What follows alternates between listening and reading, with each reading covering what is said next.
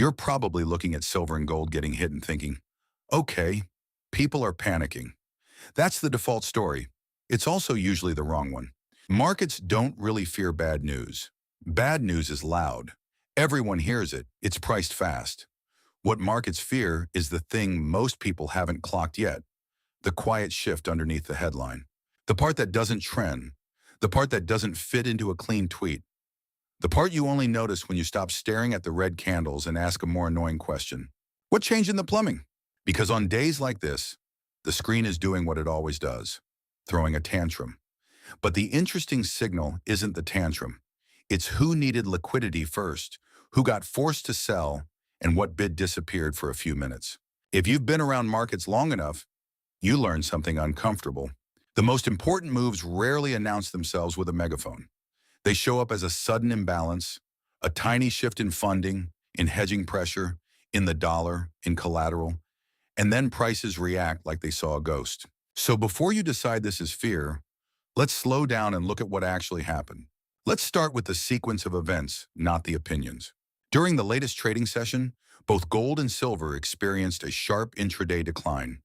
Gold dropped roughly 2 to 3% within a short window of time, while silver fell more aggressively, briefly losing over 5% before stabilizing later in the session. The speed of the move was notable. Most of the decline occurred within roughly an hour. At the same time, the US dollar index, DXY, moved sharply higher, rising close to 1% during the same period. A stronger dollar typically places downward pressure on commodities priced in dollars, including precious metals. When the dollar strengthens quickly, traders often reduce exposure to metals and other risk assets. This type of synchronized move, metals falling while the dollar rises, is a common pattern during short-term liquidity shifts in global markets. Looking at the broader context, precious metals had already experienced a strong run prior to this decline. Over the past year, silver prices increased significantly, moving from roughly the low $30 range per ounce to levels above $80 during the recent peak. That kind of rapid appreciation often leads to periods of volatility as markets adjust positions. Recorded intraday ranges exceeding $10 per ounce. Recorded intraday ranges exceeding $10 per ounce. This reflects a market environment where liquidity conditions can change quickly and positioning among traders is relatively active. Another structural factor frequently discussed in the precious metals market is supply balance. According to data from the Silver Institute, the global silver market has experienced multiple consecutive years of supply deficit, meaning total demand has exceeded new mine production and recycling supply. Their most recent reports indicate that this imbalance has persisted for several years.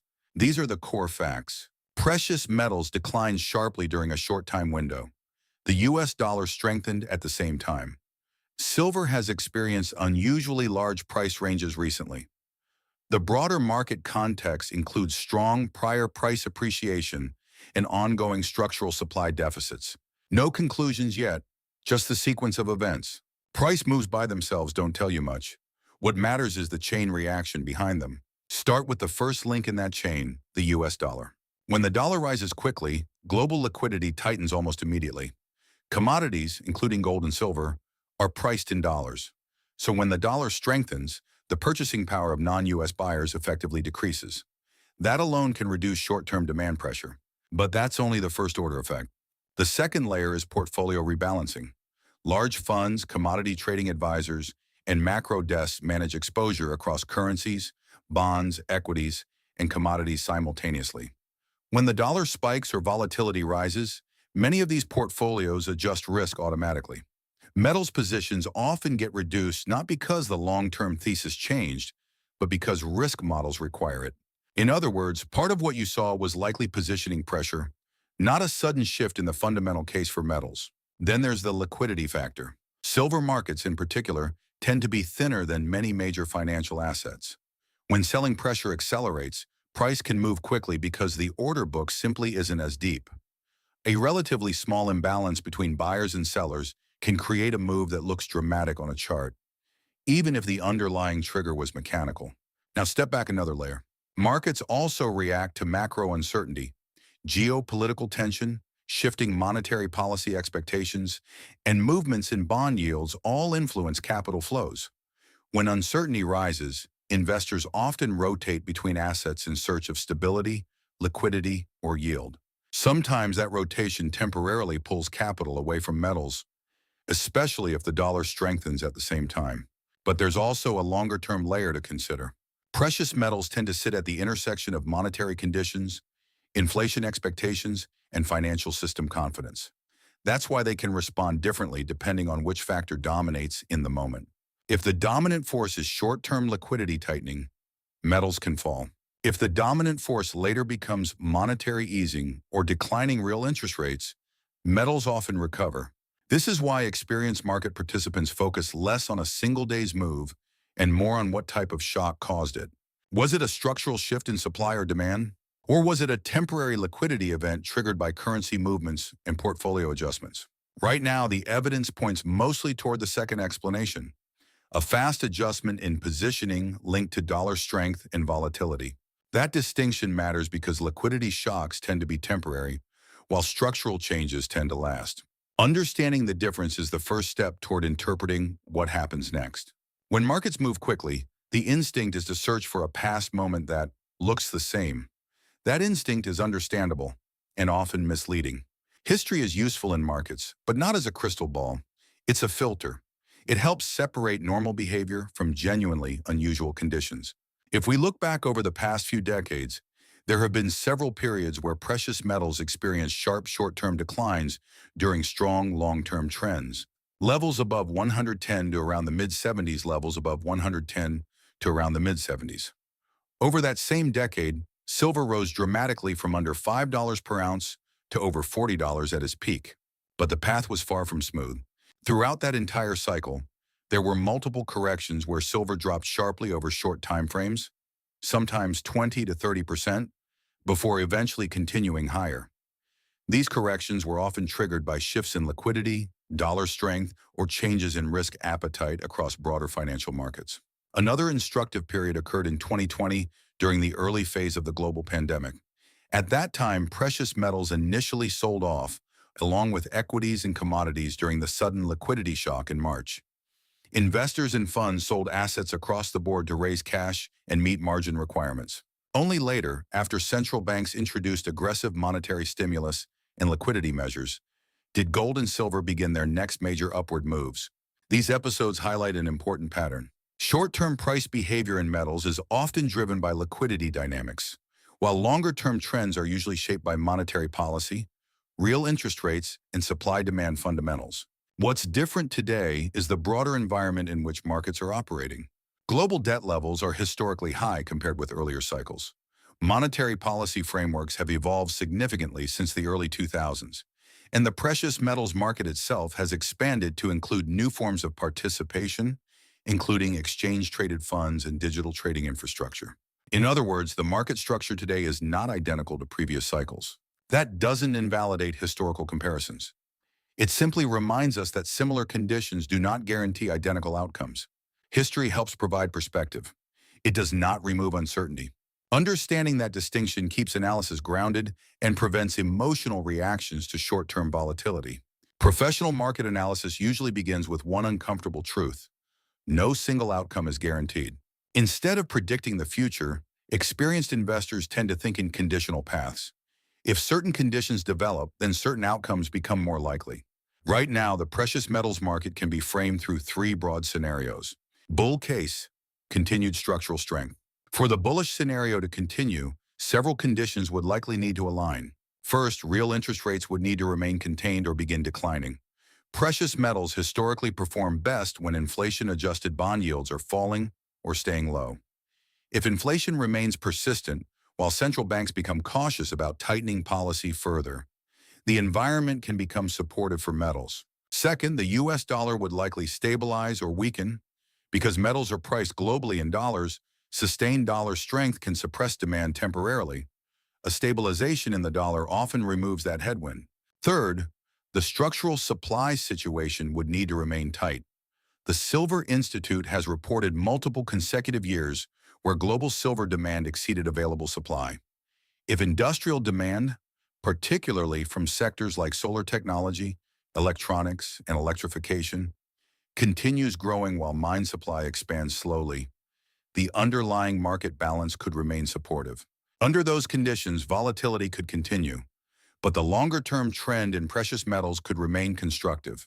Base case, stabilization after volatility. The most common outcome in markets is not a dramatic breakout or collapse.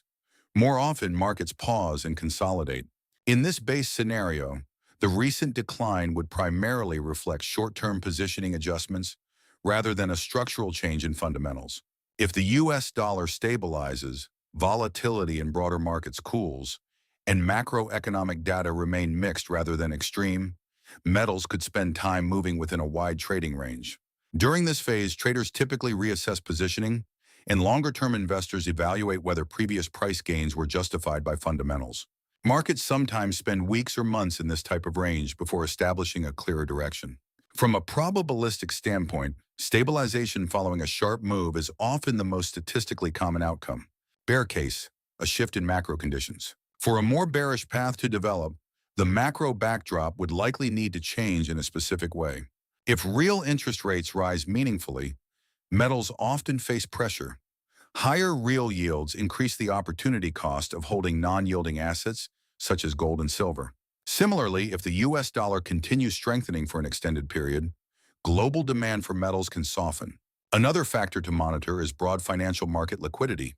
During periods of tightening financial conditions, when credit becomes more restrictive or markets experience funding stress, investors sometimes reduce exposure to commodities and other risk-sensitive assets. If several of these conditions occur simultaneously, metals could experience a deeper correction before stabilizing. What's important about these scenarios is not which one feels most emotionally compelling. It's understanding that each path depends on specific economic conditions. Markets rarely move in straight lines. They respond to shifting incentives, data, and liquidity conditions. That's why disciplined investors spend less time trying to call the top or bottom and more time watching the signals that indicate which scenario is gradually becoming more likely.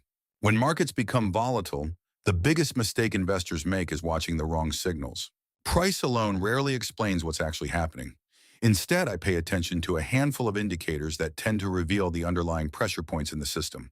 The first is the US dollar index, DXY. Precious metals and the dollar often move in opposite directions over shorter time horizons.